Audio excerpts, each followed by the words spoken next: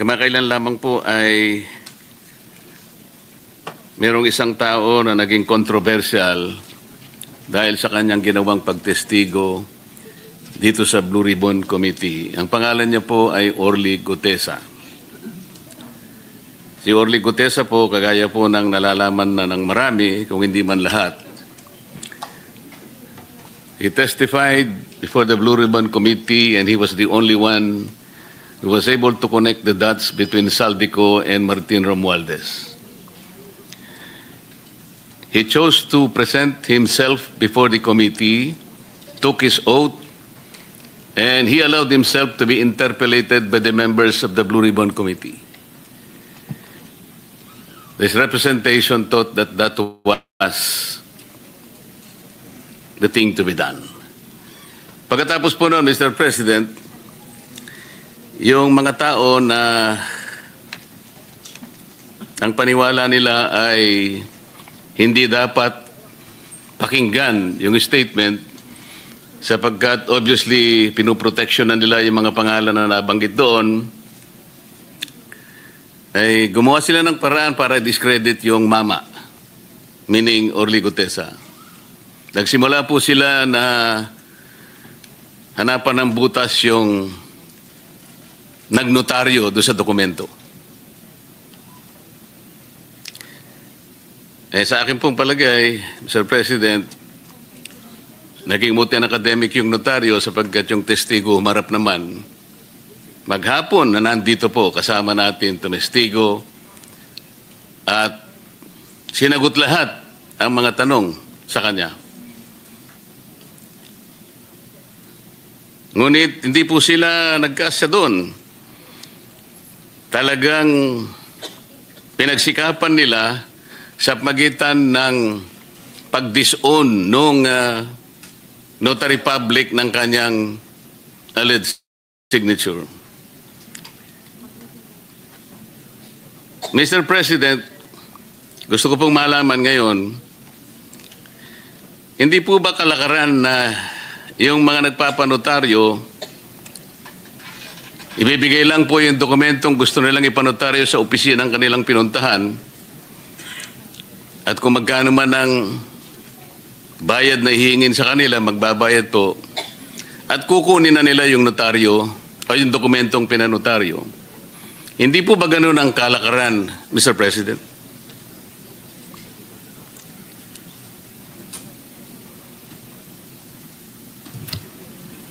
That is correct, Mr. President. Kinakailangan ng personal appearance nung affiant. Ganun nga po ang ginawa niya, Mr. President. At kung titingnan po natin sa mga matataong lugar, for example, the vicinity of a city hall, doon po dikit-dikit po ang mga opisinang nagnunotaryo. Meron pa nga pong nasa jeep na nagnunotaryo. Pangkaraniwan po bang nangyayari, Mr. President, na yung pong nagpapanotaryo bago siya umalis ay pipilitin niyang puntahan yung inaakala niyang nagnotaryo at sasabihin niya, "Ma'am, sir, pasensya na po kayo. Gusto ko lamang pong malaman kung talaga kayo po ang pumirma dito sa dokumentong ninotaryo ninyo." Nangyayari po ba yun? Sinisiguro po ba nung nagpanotaryo bago siya umalis na yung inaakala niyang nagnotaryo sa kanyang dokumento ay siya nga? At nire-require po ba niya na talagang patunayan ng nagnotaryo na pirma niya nga talaga yung nasa dokumento? Well, base sa personal kong karanasan, mayroong assumption ang nagpapanotaryo na talagang yung nagnotaryo ay mayroong komisyon. Hindi ho kickback. Ibig sabihin, notarial commission. May authority. So, I agree na hindi practice yung ang nagpapanotaryo, tatanungin pa yung nagnonotaryo, ikaw ba talaga itong pumipirma? In fact, kabaliktaran. Ang notaryo nagtatanong dun sa pipirma, ikaw ba talaga ito dahil kailangan mong humarap sa akin? Salamat po sa inyong kasagutan. Totoo po yun. Lalong-lalo na po kung yung dokumentong sinasabi nila na pinalsipika ay meron naman pong notarial details. Ang ibig sabihin po, merong stampad na ginamit na kung saan po isinusulatan yung mga detalye ng notaryo at meron pa pong parte doon na kung saan ilalagay mo yung numero ng dokumento, yung pahina, pati po yung bilang ng Book of Registry. Yung pong dokumento ni Gutesa, Mr. President, pag sinalat mo po, meron po kasi akong kopya. Meron pong dry seal eh.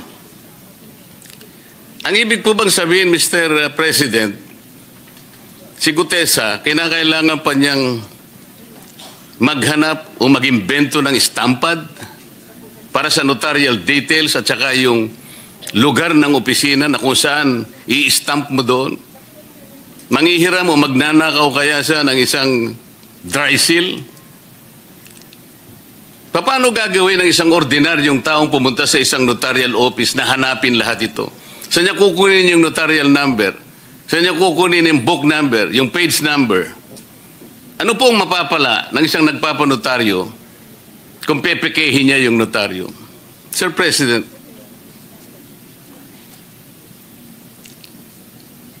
sa ordinaryong pangyayari po kailangan pa bang gawin ng isang Orly Gutesa yun? Yung ipeke niya yung... O paano niyang gagawin? Anong capacity ng isang ordinaryong tao na hanapin lahat yun? Sa konting oras na natitira sa kanya dahil kinabukasan kailangan makarating siya rito para personal siyang tetestigo. Ano po ang mapapala, Mr. President, ni Orly Gutesa kung ang kukunin niyang notaryo ay peke? Well, bilang abogado, if I may be allowed, clearly, ang merong, at the very least, ang dapat may pananagutan dun, yung pumeke, rather than si Ginoong Gutesa. In good faith, the way I see it, no, I could be mistaken dahil hindi naman natin nakausap personal si Mr. Gutesa. So this is really more speculative. In good faith, pumasok siya ron. Sinabi, magpapanotaryo, pinirmahan ni Ginoong Gutesa. At yun na nga, may stamp, may signature, may date, etc. So, kung merong may pananagutan dun, yung nameke. Kung totoo ng peke. At base ata sa findings ng executive judge ng RTC Branch 18 ay yung signature nga nung Espera ay falsified. So yung nag-falsify nung signature, yan, may pananagutan po. Salamat po sa inyong sagot, Mr. President. Pangkaraniwan po kasi, sa haba at sa dami ng mga nagnunotaryo, hindi naman po talaga yung abogado o abogada ang pumipirma. Karaniwan po, meron silang staff, meron silang secretary, na sila lang ang pumipirma para sa kanilang principal. Palagay ko po ito, Mr. President, ay pangkaraniwan ang nangyayari. Ang biro nga po ngayon yung notarial services na nangyayari sa ating bansa already transitioned into a cottage industry. Tama po ba yung observation, Mr. President? In practice po, maaaring ang sabihin na nangyayari yan. Pero hindi pa rin sabihin na nating legal. In other words, yung pagde-delegate ng notarial services sa isang staff is against the law. At according to our clerk, our court administrator, merong isinasagawang spot checking. Sino? Ang executive judge, Carl. Ang executive judge ng Maynila para madetermina kung talagang maayos yung dokumento, yung notarial registry ng mga notary, yung mga commission notarial commissions. Kaya ko po binibigyan ng emphasis ito, Mr. President. Yung kahalagahan po ng kanyang sworn statement, kahit na po yung ating chair ng Blue Ribbon Committee, paulit-ulit niyang sinabi na yung relevance nung testimony ni Gutesa na ginawa sa harap mismo ng committee ay nananatiling valid sapagkat pinanumpaan niya before the committee. Ngunit, ang nakakabagabag nga po, Mr. President, bakit pinipilit na ibaling sa isang bagay na hindi naman yun ang punto ng pinag-uusapan?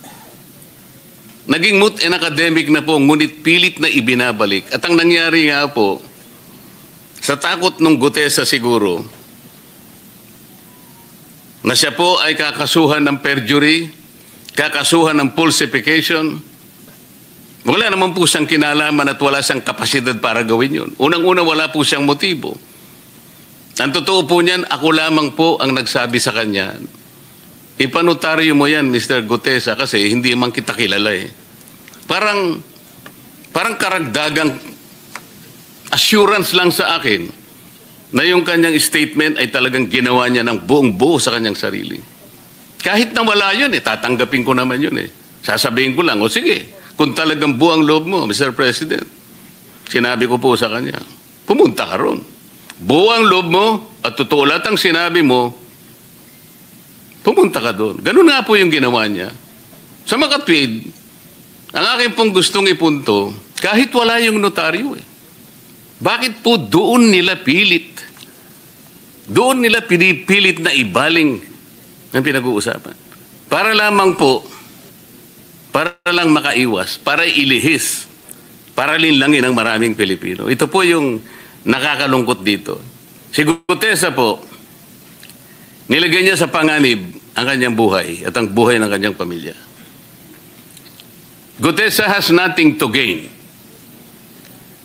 Gutesa has everything to lose.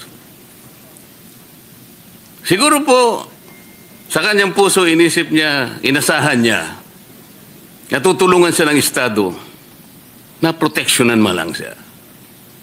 Dahil sa kanyang ginawa, para matulungan ang Estado, i-prosecute kung sino talaga ang may kasalanan sa malaganap at kasuklam-suklam na iskandal na ginawa ng mga taong kasangkot dito. Pero wala po eh. Wala siyang nahita. Despite his courageous testimony before the Blue Ribbon Committee, he did not get even the courtesy that he deserves. Alam po ninyo, Mr. President,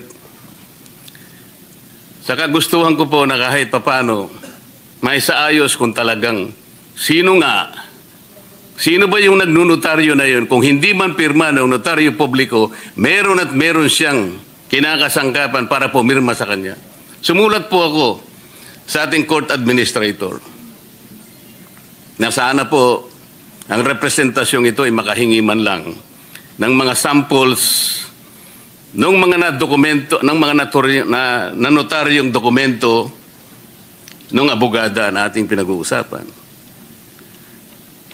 Ginrant po yung aking letter request ng court administrator.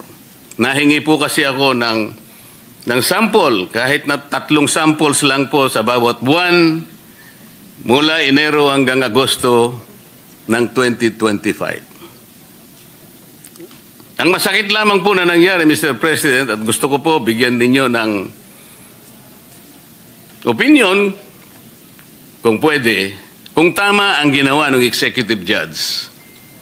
Ang sabi po niya, siya ang magdidesisyon kung ano ang sample na ibibigay sa aking opisina. Do you think, Mr. President, the executive judge committed grave abuse of discretion?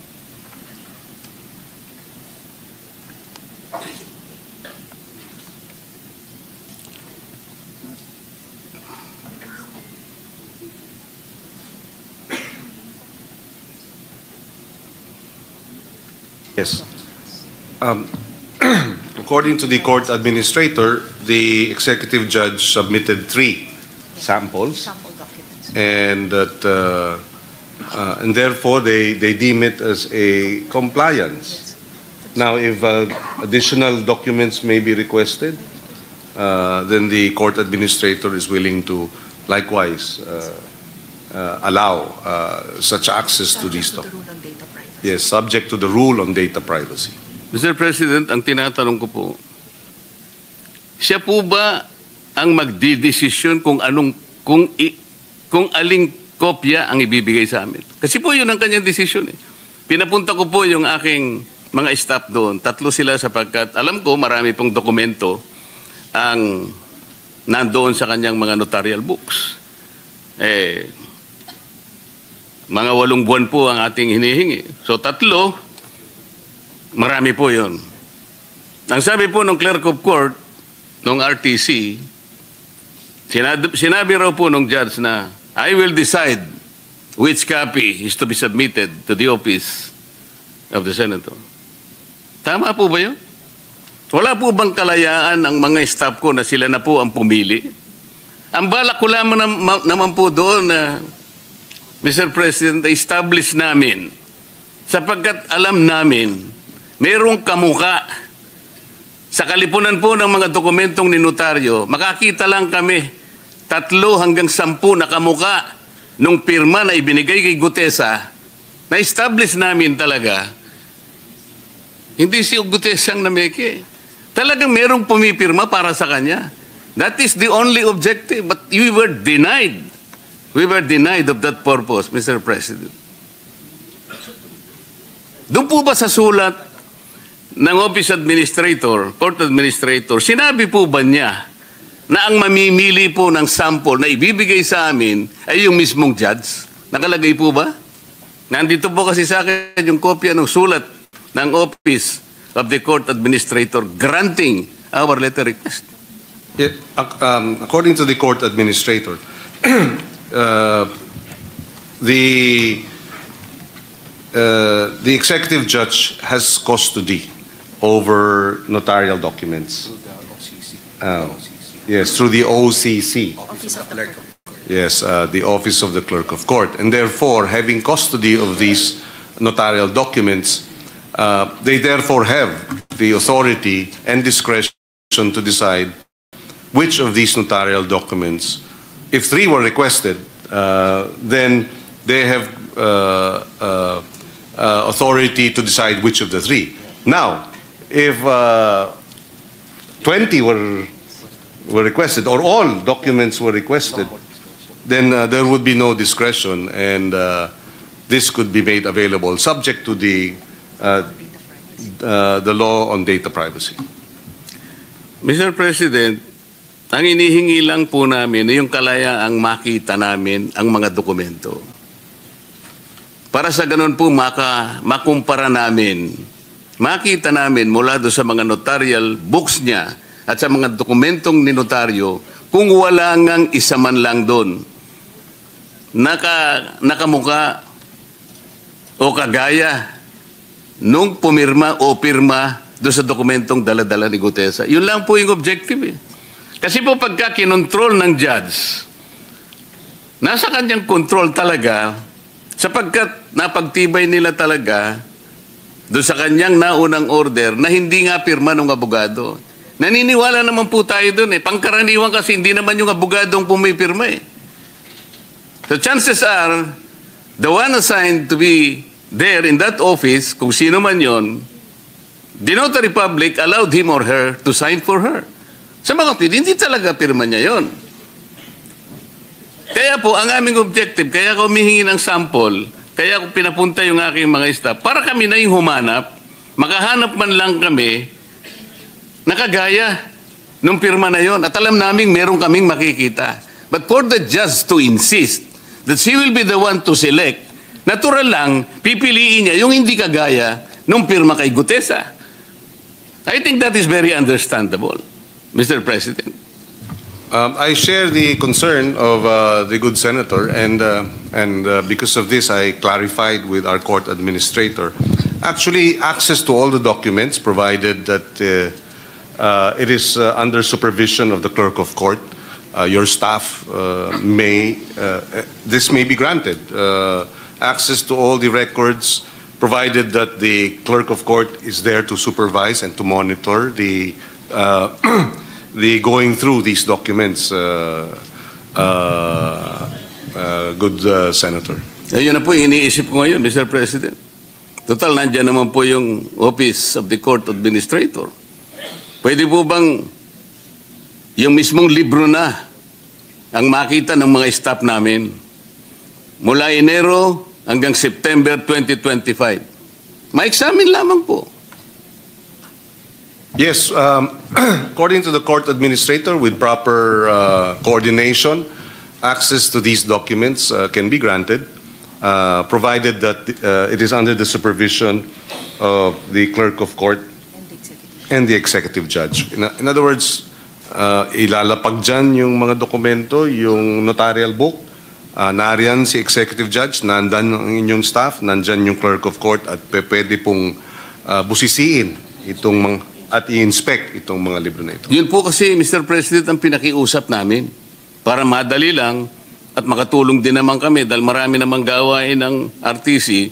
Nandun po yung 3 staff ko, nakabantay yung clerk of court, titingnan lamang po. And according to the court of administrator, they will allow such access. Siguro nag-iingat lang yung executive judge at she confined the inspection to the, as requested, 3 documents. But having said that, the court administrator now is saying that yes, access to all these records can be made available upon the request, provided that the executive judge and the clerk of court is there as your staff go through the books and subject to the Data Privacy Act. So, Mr. President, salamat po ron. Pwede po ba namin i-assume ngayon na kahit bukas, kahit na wala po kaming sulat na po sa Office of the Court Administrator, siguro po kayo na ang magno-notify sa kanila na bukas po ay pupunta po yung mga staff namin para ganun ang gawin natin. Kahit daw po mamaya, basta office hours, pwede na daw po. Bukas na po, nakakahiya naman po at nagmamadali tayong masyado. Bukas na po siguro, pinakamaganda na po yun. Just that there is coordination with the court. Opo, sana wag naman nilang itago sapagkat baka pag tinago po nila, magkakaroon po tayo ng malaking problema. Ang ina-assure po tayo ng court administrator na hindi naman daw po dahil naroon lang daw po yun. Salamat po, Mr. President. Maraming salamat. Ito po yung excerpt kasi ng resolution po ng executive judge. Kaya nakakapagbigay po ng iba yung pagdududa sa presentasyong ito. Ang pinag-uusap, whether or not, pirma niya yun o hindi.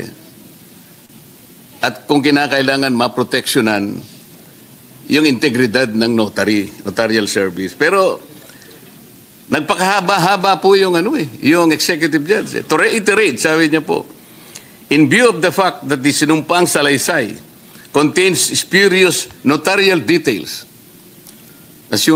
assuming na mayroon pong kakayahan si Gutesa na siya po ay mag-i-stamp ng ganun, and a forged notary signature, and further considering that the said affidavit was presented during the Blue Ribbon public hearing, this office finds that its presenter, Mr. Gutesa, and all persons who made use of said documents not only introduced the forged and notarized sinumpang salaysay, but also actively participated in its falsification.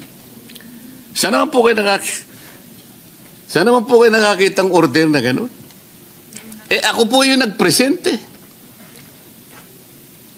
So ako pa pala ngayon ay masasangkot sa falsification dahil sa aking paniwalang totoong sinasabi ng mama na ito, pumunta ka roon kung buwang loob mo, pero panutaryo mo yan, dagdag na kumpiyansa para sa akin. Ako pang nalintikan, Mr. President. Sabi pa po niya,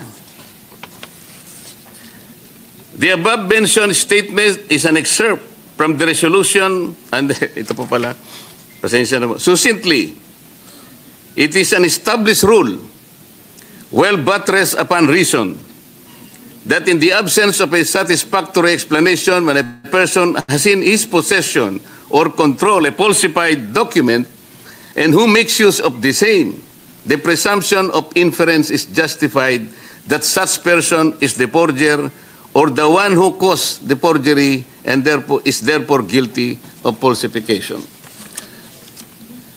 Mr. President, the above statement is an excerpt from the resolution of RTC Manila Executive Judge Carolina Icasiano Sison. The resolution further states that aside from Mr. Gutesa, sabi po niya, all persons who made use of said documents not only introduced the forged and notarized sinumpang salaysay, but also actively participated in its falsification. Yung sinabi ko po kanina. Did the judge abuse her discretion?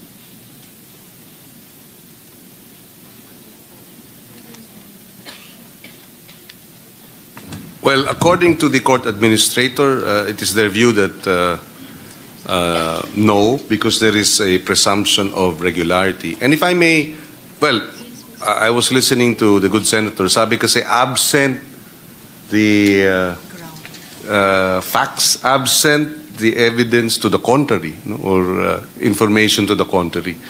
Mukhang based on your explanation now and your narration, mukhang may absent nga dun sa information na which led to that ruling. That is my personal opinion as a lawyer, but according to the court administrator, because there is a presumption of regularity, then there was no abuse of discretion.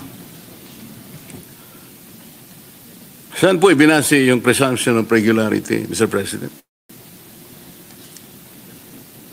All persons who made use of said documents do not only introduce the forged and unauthorized sinumpang salaysay, but also actively participated in its falsification. Tinawag ba niya ako doon o yung mga taong nag-present ng document na yon? Wala po. Ang totoo po niyan, this representation requested a copy of her resolution. Hindi po niya ako binigyan. Ang sinabi po niya, you are not party to the case. Who is party to the case, Mr. President? Ang sabi pa po niya, she gave a copy to the Blue Ribbon Committee. So this representation, nagpakuha po, nag-request sa Blue Ribbon Committee. Sabi ng Blue Ribbon Committee, we have no copy of that resolution. So sino po binigyan niya? Regular po ba yun? Where is the presumption of regularity here? Sabi niya, hindi ako party. Hindi ko naman sinabing party po ako, but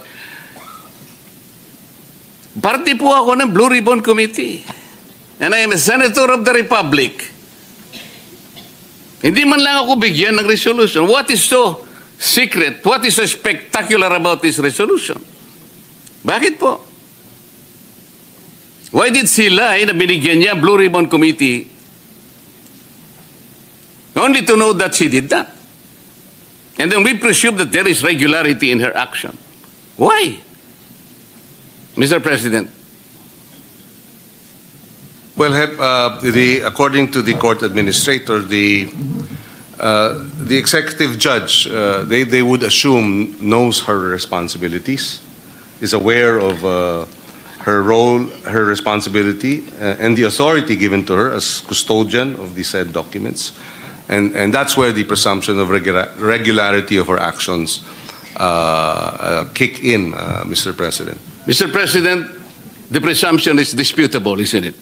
Definitely. It's just a presumption. We are disputing the presumption, Mr. President. Napakarami ko pong sinabi.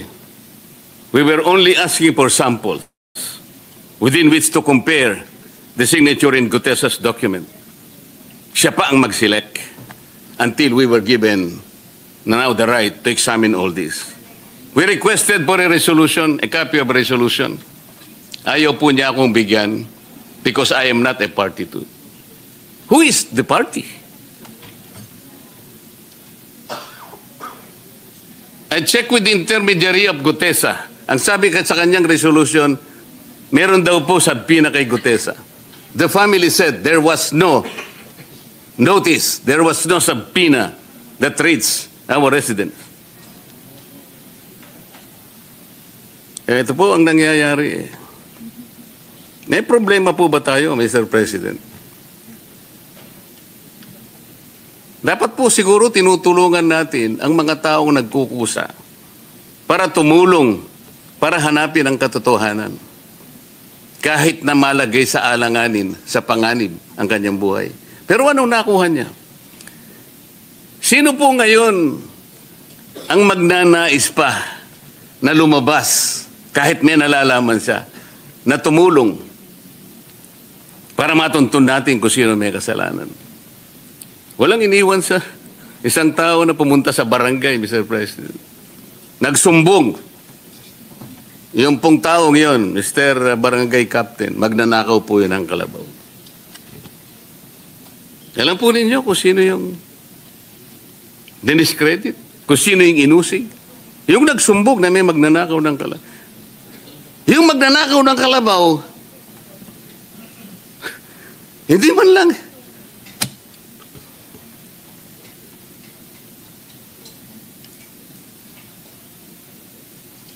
Mr. President, I share the frustration of Senator Marcoleta. I remember the case of the ZTE-NBN, wherein the whistleblower ended up being the one convicted. Yes, this is most unfortunate when instances wherein those who are who wish to testify or witnesses suffer such a unfortunate situation. Mr. President, the Supreme Court time and again has admonished notaries who fully entrusted the notarization process to their office secretaries, like what happened here, and has even deemed it as gross negligence on their part, as in the case of Castelo versus Ching,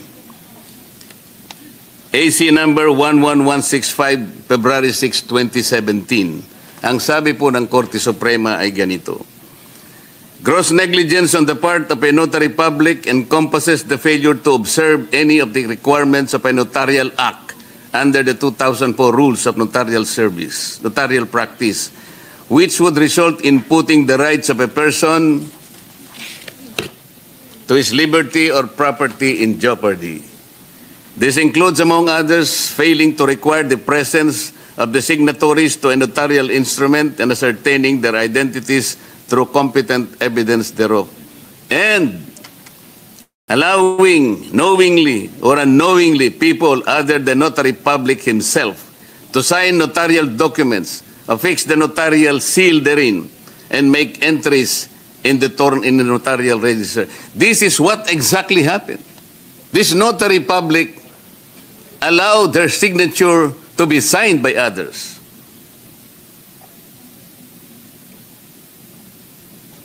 To use their notarial seal by others and make entries in the notarial register. Hindi siya mismo.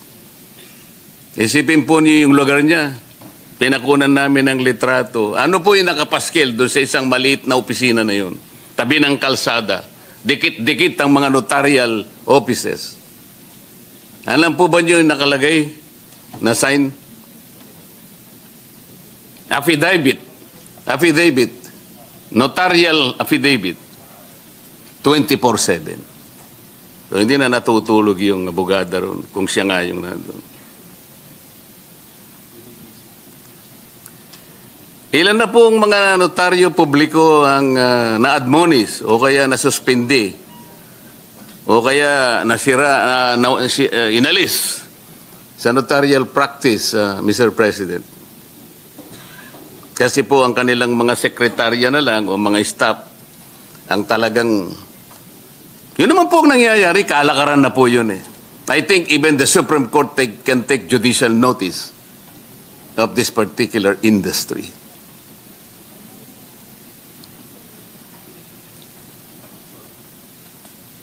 Our apologies, good Senator. I was just clarifying a matter regarding whether or not Attorney Espera Opo. did delegate. Of course, that is a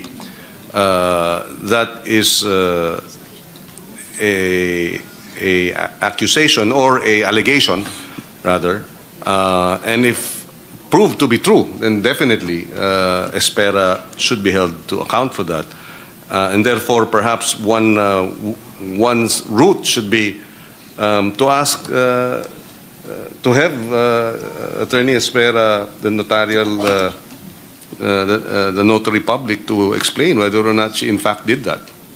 Of course, Kasi po, Mr. President, yung ninotaryohan na kontrata ng PESA, ganun din po yung pirma.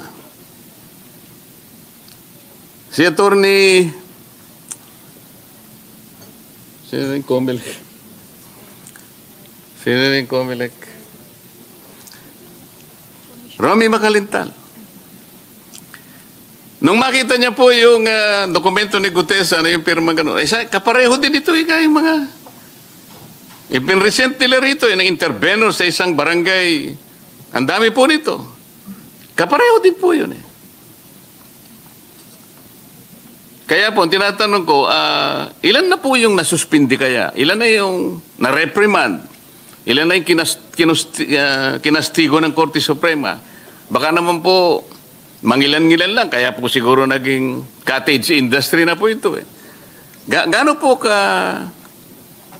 tayo kaingat yung pagbabantay sa ganitong mga ginagawa ng ating mga abogadong nagnonotaryo po, Mr. President?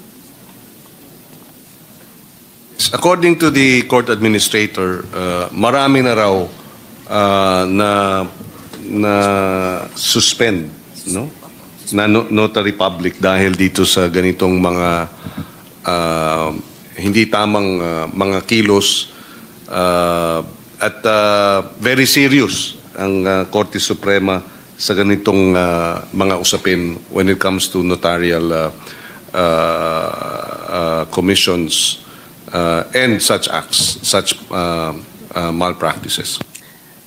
Gano'n na po kaya karami, Mr. President? Kasi po kung ibabatay natin sa mga notary publics na nagkalat na po, parang mga kabuti na nagsulputan sa napakaraming mga lugar, lalong-lalo na po sa mga mataong lugar. Ganyan lang po sa City Hall po, wag na tayong lumayo, makikita po ninyo yung dikit-dikit na nagnunotaryo na wala po kayong makikitang abogado ron. Yung iba po, itatakbo pa nga sa isa skinita, pagkatapos hintayin mo ako riyan, pagkatapos mo magbayad ng kauulang halaga, tsaka niya ibabalik sa'yo. Gano'n po karami? Wala daw po ngayon, right now, ang numero. They will be submitting. So, Mr. President, ina-assume po natin yung dami po ng nagnunotaryo ngayon na dikit-dikit sa paligid ng mga city halls ng ating bansa. Lahat po ba yon ang pumipirma yung mga abogado? Under the law and the commission, dapat. Dapat Now, po. Yes. Pero sa nangyayari, sa totoong buhay, sila po ba yung nandoon na nagnonotaryo, Mr. President? Well, dapat din under the law, pero yung realidad, Hindi po, hindi ba? maaaring ang merong dinedelegate. Yun nga po eh. Si Gutesa ay biktima po rito. Siya po yung nabiktima rito. Pero siya ngayon ang kakasuhan ng falsification, ng perjury. Ang tanging kasalanan niya ay lumabas lamang at nagpasya para tulungan ang Estado hanapin kung sino ang utak ng makawalang hiyang nangyari sa ating bansa.